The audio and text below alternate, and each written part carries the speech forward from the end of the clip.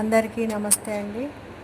ఇవాళ మునగాకు కారం చేసుకుందామని ఫ్రెష్గా ఏ మందు మాకు లేని ఆకు తెచ్చిపెట్టాను. చేళ్ళల్లోది కాదు, ఇది ఇంటి దగ్గర ఉన్న చెట్టుదే తీసుకొచ్చాను. ఇప్పుడే మంచిగా ఫ్రెష్గా ఏ పురుగు బూచి లేకుండా మంచిగా చక్కగా ఉంది.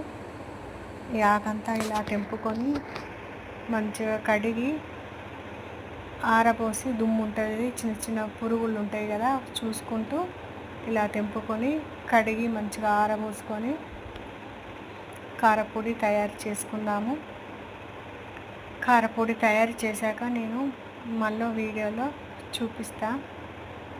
కావలసిన వాళ్ళు ఆర్డర్ పెట్టుకోండి. ఇప్పుడు ఫ్రెష్గా తయారు చేస్తున్నాను ఈరోజే. మీకు ఎవరికైనా అవసరం ఉంటే ఆర్డర్ పెట్టండి. అయితే నాకు ఒక 2-3 ఉన్నాయి ఆర్డర్స్, అందుకే తెచ్చానండి. మీకు ఇంకెవరికైనా కావాలంటే పెట్టండి. మీతో పాటు నేను కూడా తింటాను కదా. నేను ప్రత్యేకంగా చేసుకొని తినాలంటే తినలేను. ఎందుకంటే నేను ఇప్పుడు ఉన్న టెన్షన్లో నా గురించి నేను పట్టించుకోవడం మానేశాను. అయితే ఉన్నది ఏంటి, ఇప్పుడు నేను ఏం తయారు చేయాలి, ఎలా తయారు చేయాలి, నా ప్రోడక్ట్ను నేను ఎలా పెంచుకోవాలి, అందరికీ ఆరోగ్యకరమైన నేను ఎలా అందించాలి, ఎంత మంచి ఫుడ్ అందించితే ఎలాంటి ఒక నేమ్ రావాలి, మంచి నేమ్ రావాలి, నా ప్రోడక్ట్ కోసమే తప్ప నేను ఆలోచించేది ఇరుగు పొరుగు వాళ్ళు ఏమనుకుంటుండ్రో, ఇదేంటో అదేంటో అదేం కాదండి.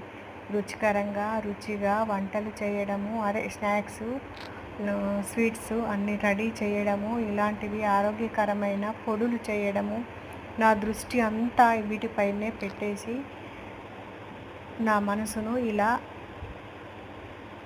ఏం చేయాలి, ఇంకా ఎంత మంచి హెల్తీకరమైన ఫుడ్ అందరికీ అందించాలి అన్న దానిపైనే నా మనసంతా ఫోకస్ చేశాను.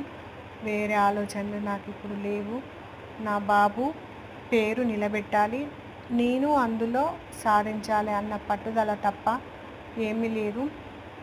ముందు మురిసినమ్మ పండుగ ఎరగదట అన్నట్టుగా నేను మీరంతా నా కుటుంబం అనుకొని చెప్తున్నాను. ఎందుకు చెప్తున్నానంటే మీ అందరి సహకారం ఉంటేనే నేను ఇలా ముందుకు వెళ్ళగలను. నా ఒకదాని నేనే చేసుకొని నేనే తినేది కాదు కదా, మీ అందరికీ పంపించాలనే నా ప్రయత్నం.